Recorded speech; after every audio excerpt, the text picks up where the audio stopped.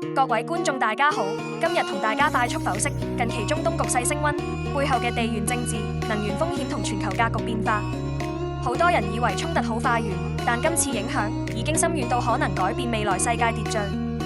首先，今次中東火藥味升級，唔係普通衝突，牽涉中東、歐美、亞洲，甚至香港都會間接受影響，仲會開啟全新國際時代，長遠改變各國關係同能源供應。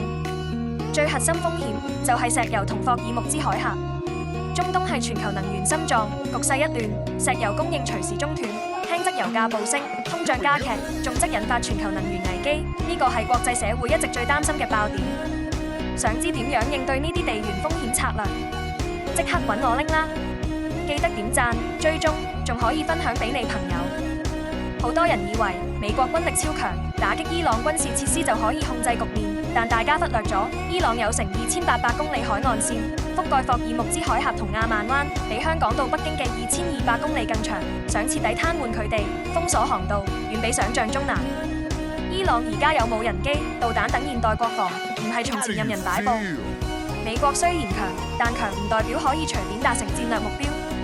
之前委內瑞拉事件，大家以為美國可以插手全球，但今次中東唔一樣，美國可以遠距離擊殺領袖，但要登陸控制、長期穩定，根本好難。再加伊朗同俄羅斯關係密切，局面更複雜。今次最震撼嘅就係美國盟友全部唔願參戰。美國呼籲英國、日本、澳洲聯合護航，全部被拒，各國都話呢場戰爭唔關我哋事。點解？因為每個國家都要對自己國民同利益負責，特朗普單邊獨斷，冇國家願意盲目跟從。仲有伊朗核協議，當年係聯合國認可、國際共識，結果特朗普單方面退出，逼住要用軍事解決可以談判嘅問題，仲要求盟友出錢出人命，盟友拒絕好合理。戰爭代價好現實，油價升，通脹加劇，國泰暫停香港非杜拜航線，只係其中一個影響。其實穩定海峽根本唔使打仗，外交談判先係長遠辦法。但而家仇恨種子已播下，好難修補。而家印度、土耳其、意大利都繞過美國，自行同伊朗溝通航道安全，呢個標誌住美國單極霸權正在弱化。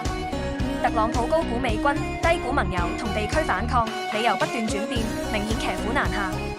今次事件後，全球格局大變，歐洲追求自主，去美元化加速，石油美元地位動搖，美國債務同通脹壓力只會進一步削弱其影響力。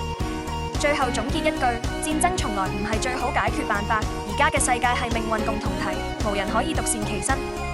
強權唔等於正義，和平對話先係長久穩定嘅唯一出路。